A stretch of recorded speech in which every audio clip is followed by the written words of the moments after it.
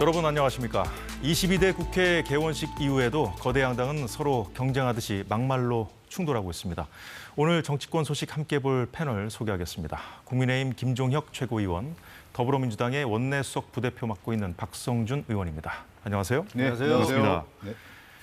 오늘 국회에서 민주당 박찬대 원내대표가 교섭단체 대표 연설을 했습니다. 여러 쟁점에 대한 입장을 밝혀서 하나하나 짚어볼 건데요. 주요 발언 하나 잠시 듣고 시작하겠습니다. 많은 국민께서는 작금의 현실을 대하면서 사실상 무정부 상태 아니냐는 한탄을 하고 계십니다. 위기를 모르는 것이 가장 큰 위기라고 했습니다. 대통령이 위기라는 자각도 없고 문제 해결 의지도 없습니다. 대통령과 정부가 제 역할을 전혀 하지 못하고 있는 지금 피해를 보고 있는 것은 국민입니다. 국회라도 나서서 국정을 바로 잡아야 합니다. 지금 상황을 사실상 무정부 상태로 규정했고요. 국회라도 나서서 국정을 바로 잡아야 한다고 했습니다. 자, 김종혁 최고위원께 먼저 여쭤보죠. 연설문이 길었습니다만 지금 들으신 내용이 핵심 내용, 집약된 부분이었거든요. 어떻게 들으셨어요? 그러니까 야당이니까 현 정부에 대해서 비판하는 거 얼마든지 할 수 있다고 생각을 합니다. 박찬대 원내대표만이 아니고 저희가 야당할 때도 마찬가지였고 얼마든지 비판을 할 수 있죠. 그런데 이 도가 좀 지나치는 부분들은 좀 있는 것 같아요. 예를 들면 사실상 무정부 상태가 아니냐라고 얘기했는데 민주당 같은 경우는 대통령이 취임을 한 지 한 달 뒤부터 길거리로 쏟아져 나와서 탄핵을 하겠다고 탄핵 시위를 했던 기억이 납니다. 그러니까 사실상의 대선 불복이죠. 인정할 수 없다 그런 거였는데 정부가 다 잘하고 있다라고 얘기할 수 없고 여러 가지 문제점이 있습니다만 그런 것들을 무정부 상태라고 주장을 한다든가 아니면 정부가 계엄령을 선포하려고 한다든가 이런 식으로 국민들의 어떤 불안감 같은 것들을 조성하는 것들 이것이 과연 공당으로서 올바른 태도인지에 대해서는 저는 조금 의구심을 가지고 있습니다. 자, 국민의힘이 즉각 논평을 냈거든요. 이거 본 다음에 네. 박 의원님 말씀 들어보겠습니다. 박준태 원내 대변인 명의의 논평인데요. 정치 공세, 선전선동을 이어갔다. 사실상 협치를 걷어차겠다는 선언이나 다름없다고 박찬대 원내대표 연설을 혹평했습니다. 거대 야당의 본분은 망각하고 모든 책임을 정부 여당에 돌린 무책임한 모습이었다. 자, 박성준 의원님. 네. 역시 이 국민의힘 논평도 아주 내용이 날카로운데요. 좀 인식 자체가 너무 다른 것 같아요. 그렇죠. 지금 이제 이런 거잖아요. 냉철한 현실 인식을 통해서 그 진단을 통해서 대안을 모색하는 것이 이제 정치라고 할 수가 있는데 그러면 지금의 대한민국 현실이 어떠냐. 윤석열 정권 들어섰는데 국가 위기의 상황에서 과연 대통령이라든가 집권당의 리더십이 보이느냐에 대한 부분이잖아요. 안 보인다는 거 아니겠어요.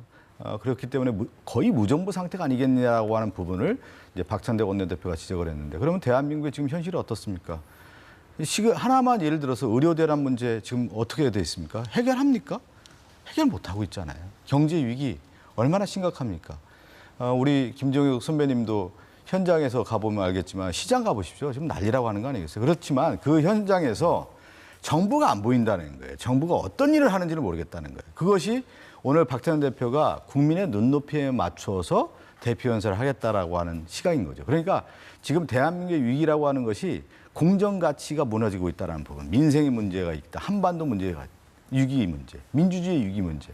그런데 정작 중요한 이런 위기의 문제를 해결할 수 있는 정부가 없다라고 하는 것이 국민의 눈높이에서 바라본 시각이다. 이렇게 보는 거죠. 우리 정치권에서만 주장이 하는 것이 아니라 현장을 다녀보시면 다 아는 겁니다. 우리 앵커께서도 한번 지역민들 만나보십시오. 지금 정부가 무슨 일을 하고 있냐는 거예요. 도대체. 그 상황을 정확하게 오늘 박찬대 대표의 원내대표 연설을 통해서 짚었다. 이렇게 보고 있습니다. 박찬대 원내대표의 연설 두 분의 총평 들어봤고요. 자, 하나하나 짚어보죠. 오늘 이제 반국가관을 가진 공직자를 즉각 해임해야 한다는 말도 했거든요. 이제 반국가관이라는 표현을 하니까 대통령의 반국가 세력 그 발언이 연상되더라고요. 어떻게 들으셨어요? 대통령이 반국가 세력 반환도 저는 뭐 적절하다고 생각하지는 않습니다. 근데 그리고 지금 박찬대 원내대표가 얘기했던 뭐 그런 공직자를 즉각 해임해라. 그게 아마도 그 두 분, 그러니까 그 김문수 노동부 장관, 그다음에 김영석 독립 그 기념관장 뭐 두 분을 얘기를 하는 것 같아요. 그렇죠? 네, 네, 맞습니다. 대표적으로 뭐 그 두 분을 얘기하는 것 같은데 그러면서 대한민국의 정통성과 정체성을 부정하는 분들이다 이렇게 얘기를 하고 있는데 저는 뭐 얼마든지 그분들에 대해서 비판할 수 있다고 생각을 합니다. 근데 대한민국의 정통성과 정체성을 부정한다라는 것은 좀 받아들이기 어려워요. 그 김문수 장관 같은 경우는 원래는 이제 좌파 운동권 출신이었다가 지금은 이제 완전히 돌아서서 좌파 세력이 국가 전보 세력이다 이렇게 생각을 하시는 것 같아요. 근데 그분이 그렇다고 해서 대한민국의 정체성을 저분만큼 대한민국을 지켜야 된다고 강조하는 분이 없는데 거기서 얘기하는 정체성과 정통성 부정이라는 게 뭔지 잘 모르겠고 독립기념관장에 대해서도 뭐 여러 가지 비판이 있었지만 1919년에 우리 그 임시정부부터 시작해서 그게 건국의 출발이고 그다음에 1945년이 해방 그리고 1948년에 정부 수립이 건국의 완성이다라고 얘기를 했을 때 그게 왜 정체성과 정통성을 부인하는 건지 이해가 하기 어렵거든요. 근데 그 중에서 한 가지 뭐 일제시대에 그 대한민국 국민의 국적이 뭐였냐 그랬더니 뭐 일본 아니었겠느냐라고 했더니 그것이 친일이다라고 얘기를 하시는데 좀 그 얘기 들으면서 깜짝 놀란 게 우리 송기정 그 선생이 그 베를린 1936년인가요? 베를린 마라톤에 가서 일장기 달고 뛰었잖아요. 얼마나 가슴 아프셨겠어요. 그래서 돌아왔을 때 저 동아일보가 그 일장기 말살해서 보냈다가 아주 뭐 그 일본 제국주의로부터 치도곤을 당한 거 아니에요? 폐간되지 않았었나? 네, 그때 그랬을 거예요 아마. 근데 그때 당시에 실제로 그게 현실이었어요. 그게 일본 제국주의가 우리나라 국민들을 해외 나가서 자기네 국민이라고 일장기 달게 하고 뛰게 올림픽에 나가게 했을 정도로 그런 게 현실이었기 때문에 그게 그런 현실이었다라고 얘기하는 것과 그게 옳다라고 얘기하는 건 전혀 아니거든요. 일제시대에 뭐 영국도 그렇고 미국, 프랑스, 모든 독일, 모든 나라들이 다른 나라들을 식민지로 만들어 제국주의였고 그 나라 국민들을 자기네 나라 국민이라고 주장을 했어요. 그건 사실이에요. 근데 그게 옳다라고 주장하냐? 그건 또 아니거든요.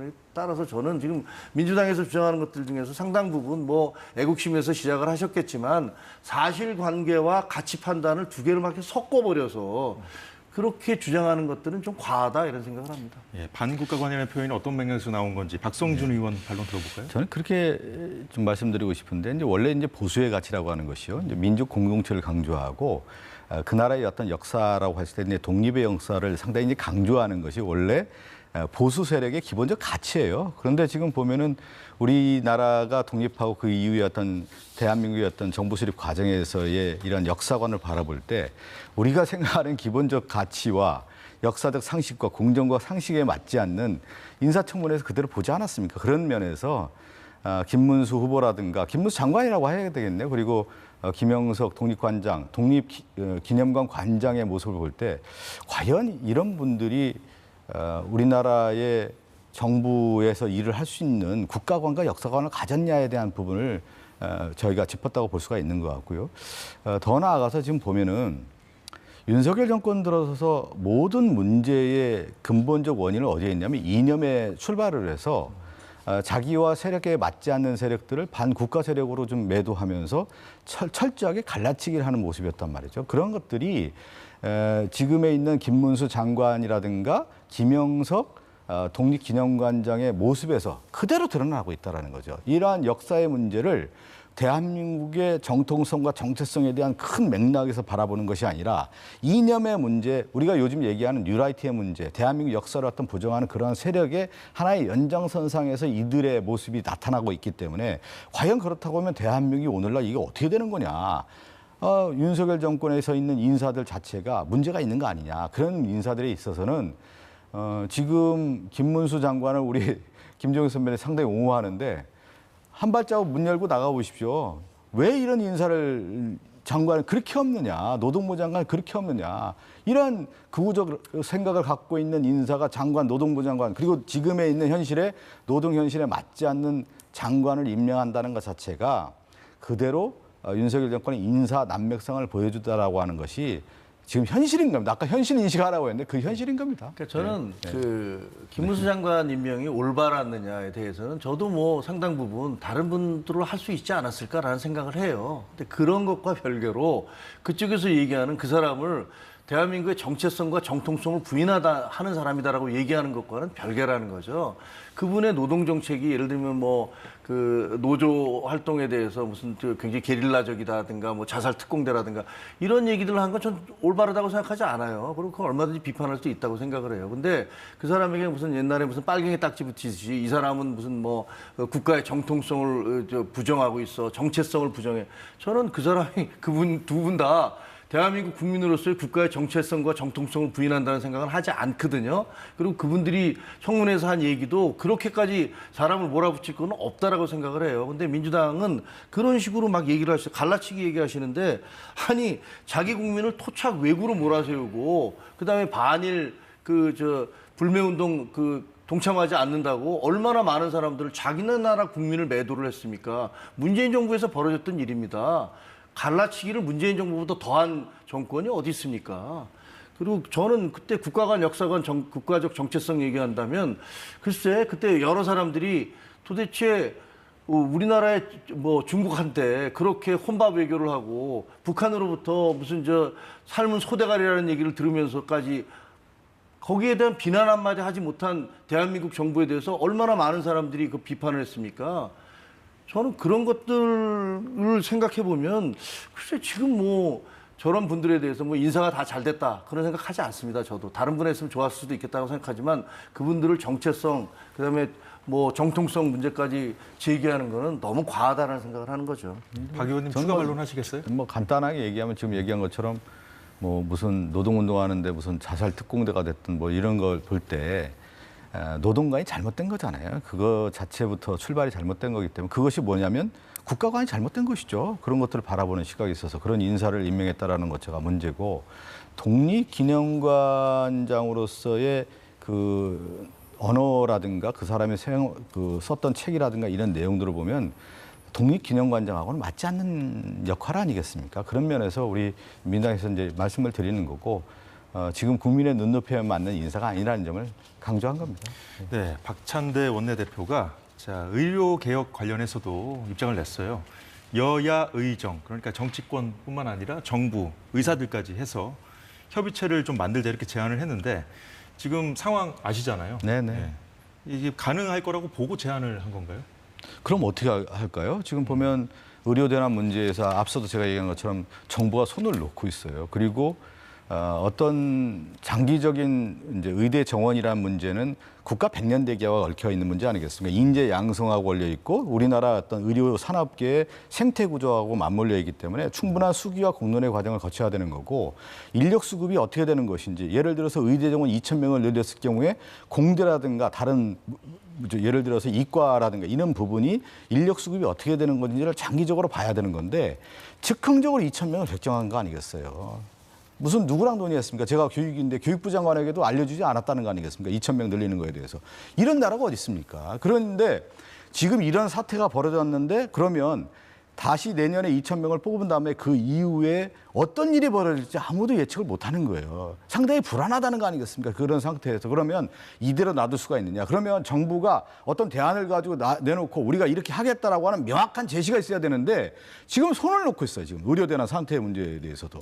그러면 역시 그래서 야당이라고 할 수 있는 역할이라고 하는 것은 정부 여당의 비판과 견제도 있겠지만 지금 문제를 해결할 수 있는 대안을 모색할 때 그렇다고 하면은 최소한의 협의체는 필요한 거 아니겠느냐. 여야 협의체가 필요한 거고 거기에 지금 당사자라고 할 수 있는 의료계라든가 그리고 정부가 이 협의체를 한번 만들어보자. 그래서 한번 대안을 만들어보자라는 거예요. 근데 정부가 안 하고 있으니까 이걸 대안을 야당에서 제안할 수밖에 없는 그런 상황에까지 온 것이죠.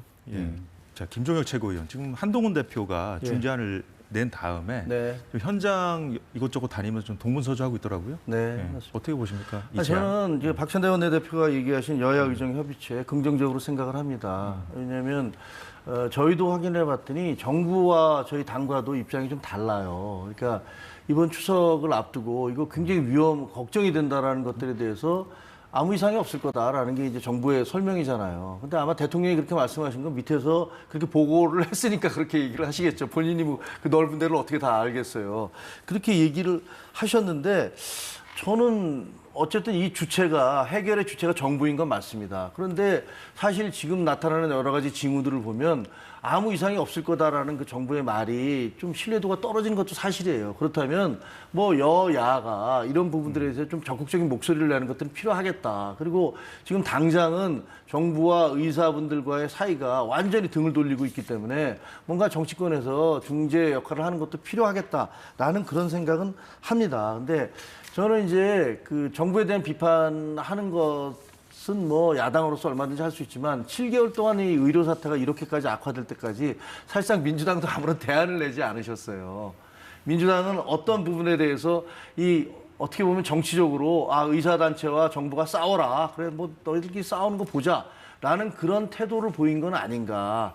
거기에 대해서 적극적으로 뭐 인원을 어떻게 하는 게 더 낫겠다라든가 이렇게 하자라든가 이런 제안을 내신 적은 없고 2026년의 유예안도 한동훈 대표가 먼저 그것을 내면서부터 그게 이제 불붙기 시작한 거 아닙니까? 이대로는 안 되겠습니다라고 얘기하니까 뭐 민주당에서도 뭐 TF팀도 만들고 그러시더라고요.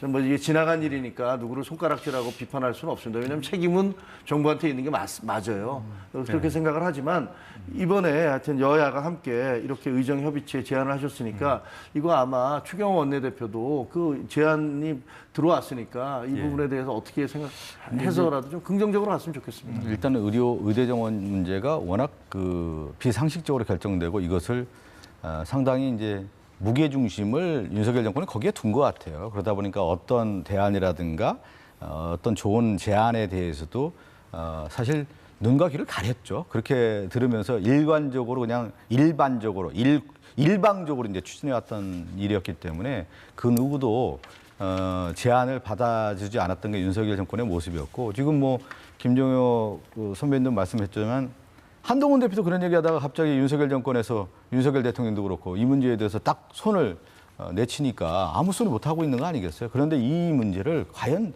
그대로 둘 수 있는 문제냐에 대한 부분을 저는 야당도 야당이지만 국민의힘 집권 여당의 역할이라고 하는 것은 정부와 함께 보조를 맞추는 것도 있지만 정당이기 때문에 정부가 잘못했을 경우는 비판도 하고 견제도 해야 되는 거거든요. 그런데 과연 이 의료 대란 문제에 대해서 국민의힘이 어떤 역할을 하고 있는지 저는 의문이 들어요. 손을 놓고 있는 거 아니겠습니까? 지금까지? 이 문제는 같이 손을 놔서는 안 되는 거죠. 잘 들었습니다. 이 문제는 이어지는 코너에 장상윤 대통령실 사회수석이 나오거든요. 조금 이따가 자세히 들어보기로 하고요. 넘어가겠습니다. 문재인 전 대통령 전 사위이죠. 서모 씨. 타이 스타제 특혜 채용 의혹 수사하는 검찰이 문 전 대통령을 피의자로 적시하면서 이 역시 정치 쟁점화되고 있는데요. 화면 보면서 이어가겠습니다. 자, 당사자인 문다혜 씨가 SNS를 통해서 검찰 수사에 격하게 반응한 입장을 내놨습니다. 자, 내용을 좀 볼게요. 저 세 번째 문단부터 좀 보도록 하겠습니다. 가족은 건드리는 것이 아닌데 엄연히 자연인 신분인데 본인의 아버지 문 전 대통령을 지칭하는 것으로 보입니다. 이쯤 가면 막 하자는 거지요. 이제 과거에 노무현 전 대통령이 검사와의 대화에서 했던 발언이죠. 당시 검사가 청탁 의혹을 제기하자 격하게 반응하면서 노 전 대통령이 당시 했던 발언이었습니다. 그리고 이제 더 이상은 참지 않겠다고 했거든요. 자, 문다혜 씨의 이 메시지 어떻게 보셨는지 두 분 의견 좀 들어보죠. 먼저 김종혁 최고위원. 저요? 예. 야당이 먼저 했어야 되는 거 아닌가? 당사자인데. 저는 일단 그 말 자체가 좀 말이 좀 안 되는 것 같아요. 그러니까 가족은 건드리는 게 아닌데라는 것이 무슨 의미일까? 그러니까 대통령의 가족은 범죄에 연루돼 있어도 거기에 대해서 얘기하지 말라, 상관하지 말라 이런 건 아닐 거 아니에요. 사실 역대 대통령의 가족들이 많은 분들이 구속되고 영호의 몸이 됐었어요. 예를 들면 김영삼 대통령의 아들 김현철 씨도 구속이 됐고, 그다음에 그 김대중 대통령의 세 아들 뭐 삼홍 비리라고 해서 모두 다 사법 처리를 받지 않았습니까? 그 다음에 어떻게 보면 그 노무현 대통령의 그 노건평, 형님 노건평이라든가, 그다음에 그 따님도 무슨 100만 불을 그 집을 사는데 그 건네줬다라고 해서 수사를 받다가 노 대통령의 비극적 사태가 있은 다음에 그게 이제 공소가 기각된 거죠. 그리고 그 이후에 이명박 대통령도 그 봉화대 군인이 뭐니 하면서 이상득 형님 사법 처리가 있었고요. 그래서 어떻게 보면 모든 대통령들의 가족들도 죄를 짓고 문제가 있으면 사법 처리를 받는 겁니다. 가족은 건드리지 않는 거다라고 얘기하는 것은 과거에 무슨 무슨 조폭 영화 같은 데 나오잖아요. 야, 가족은 건드리지 마. 나는. 근데 그런 의미는 아닐 거 아닙니까? 지금 현재 우리가 대한민국의 법치국가인데 법치국가에서 누구의 가족이든, 그게 대통령의 가족이든 아니면 청소부의 가족이든 거기 법적으로 문제가 생기면 조사를 받는 게 마땅한 거죠. 그리고 참지 않겠습니다라고 얘기하시는데 전 참지 않으셨으면 좋겠어요. 참지 않고 자기가 있는 대로 다 얘기를 하셔야죠. 그래서 얘기해서 만약에 혐의가 없다면 거기에 대해서 소명이 될 거니까 마치 부당하게 본인은 대통령의 가족이었기 때문에 부당한 수사를 받고 있는데도 계속 참아왔다라고 얘기하는 것들처럼 들려서 그건 듣는 사람이 좀 거북합니다. 그리고 하나만 더 말씀드리면 이쯤 되면 막가자는 거지요라고 하면서 노무현 대통령을 소환하시는데 저는 민주당 분들한테 제발 그 돌아가신 노무현 대통령 좀 소환하지 말라고 했으면 좋겠어요. 왜 걸핏하면 노무현 대통령을 언급을 합니까? 그리고 무슨 논두렁식의 이탄이냐 이런 식으로 얘기하면서 마치 본인들이 그 전혀 없는 사실에 대해서 그 수사를 받고 있다는 식으로 비판을 하시는데 그건 옳지 않다라는 말씀을 드리고요. 그리고 노무현 대통령의 논두렁식에도 이인규 그때 당시에 중수부장이 쓴 책에 보면은 시계를 받은 건 사실이잖아요. 1억짜리인가 시계 2개를 받았는데 그게 공소 사실과 관계가 없었는데 국정원에서 그걸 언론에 플레이를 하는 바람에 공개가 됐고 거기에 대해서는 이인규 중수부장도 그건 잘못된 거다. 왜 수사를 하느냐 하면서 국정원에 막 화를 냈다는 그런 내용들이 다 있더라고요. 그러니까 자꾸만 돌아가신 분에 대해서 그런 소환을 시켜서 자기들의 어떤 혐의를 그것과 일치시켜서 노무현 대통령을 방패막이로 하려는 그런 태도는 좀 안 했으면 좋겠습니다. 예, 문다혜 씨가 이렇게 대응한다고 해서 혐의가 사라지는 건 아닌데요. 그러니까요. 여튼 지금 민주당에서는 이것이 정치 보복이라고 규정하고 당내에서 TF팀을 좀 구성하지 않았습니까? 네. 아니, 전반적으로 흐름을 보면 타이밍이라고 하는 게 있잖아요. 검찰의 수사라고 하는 게. 그러면 지금의 윤석열 정권의 검찰이 공정한 검찰이냐. 국민들이 그렇게 생각하고 있지 않지 않습니까? 예를 들어서 윤석열 정권과 가까운 사람들은 그 검찰에서 수사를 하지 않고 예를 들면 김건희 여사 아닙니까? 지금 이렇게 수사를 해야 된다는 얘기를 그렇게 하고 있는데 다 무혐의, 불기소 처분하는 것이 과연 마땅하느냐에 대해서 검찰이 공정하지 않다는 얘기를 하고 있지 않습니까? 그런 가운데 사실은 윤석열 대통령의 지지율이 20% 초반까지 내려간 거 아니겠어요? 그런 시점에서 이 문다혜 씨 관련 사건은 한 7년 전의 사건으로 제가 알고 있는데 이 시점에서 카드를 꺼냈다라고 하는 것은 결국은 이제 물타기 작전에 들어간 거 아니냐 이렇게 좀 볼 수가 있을 것 같고 특히 이제 문재인 대통령을 소환함으로 인해서 이제 검찰에서 이제 문다혜 씨뿐만 아니라 이런 것 통해서 윤석열 정권이 이 정치적 위기를 타개하기 위한 하나의 카드로 국면 전환용으로 좀 쓰고 있다라고 하는 것이 저희들의 어떤 바라보는 시각이고요. 앞으로 검찰 수사 좀 지켜봐야 되겠지만 과거의 검찰 수사의 패턴을 그대로 이어가지 않을까 이렇게 저희들은 분석하고 있습니다. 일단은 문재인 전 대통령을 어떤 방식으로 조사할지는 아직 결정되지는 않은 거잖아요. 아니 제가 소환한다는 뜻이가 검찰의 소환이 아니라 예. 이 정치 무대에 이제 검찰 수사의 단계 문다혜 씨를 뿐만 아니라 문재인 전 대통령까지 이러한 정치 무대로 끌어들여서 실질적으로 이제 정치적인 이슈 쟁점화 시키겠다라고 하는 그런 소환이라는 표현입니다. 예. 네. 문다혜 씨가 올린 글을 좀 더 보면서 이어가도록 네. 하겠습니다. 네.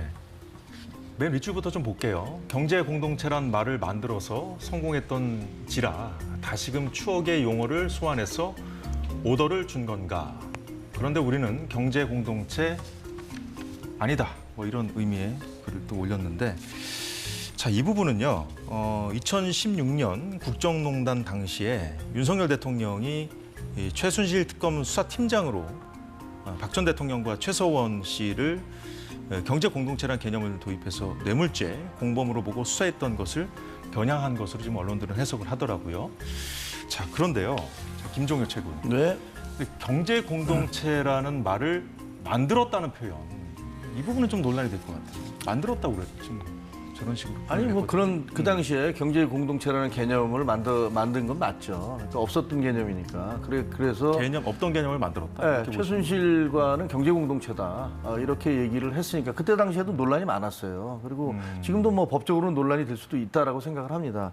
근데 그 경제 공동체가 아니고 우리는 운명 공동체다, 우리는 가족이다 이렇게 얘기를 했는데 예. 좀 허수아비 때리기 같은 느낌이 들어요. 지금 사태의 본질과 전혀 관계가 없는 거거든요. 저기 무슨 경제 공동체, 운명 공동체가 나갑니까? 저 제3자 뇌물이냐 아니냐 뭐 그런 부분들에 대해서 직접 논란이 뇌물죄로 되고 하니까 있는 이제 그 거잖아요. 부분을 말을 한 아니 것 같아요. 대통령의 그 사위와 대통령의 따님이 아무런 사유 없이 왜 남들 모르게 조용히 태국으로 넘어갔습니까? 그 이해가 잘 안 되잖아요. 누구도 이해할 수 없잖아요. 경호원들 다 따라가고 다 우리 국민 세금으로 경호원들 다 가서 생활을 해야 되고 왜 그런 일이 벌어졌습니까? 거기에 대한 아무런 해석이 없었어요. 그리고 거기에 가서 그 서모 씨라는 분이 단 한 번도 항공사와 아무런 연관이 없었던 분이 거기서 연봉 8천만 원인가 얼마인가를 받고 뭐 체재비를 받고 그다음에 거기다 뭐 왕복할 때 항공료를 받고 그런 것이 어떻게 가능합니까? 어떻게 임원이 될 수가 있습니까? 그게 말이 안 되잖아요. 근데 그렇게 그 사람이 그 채용된 회사의 이스타 항공의 사장이 누구냐?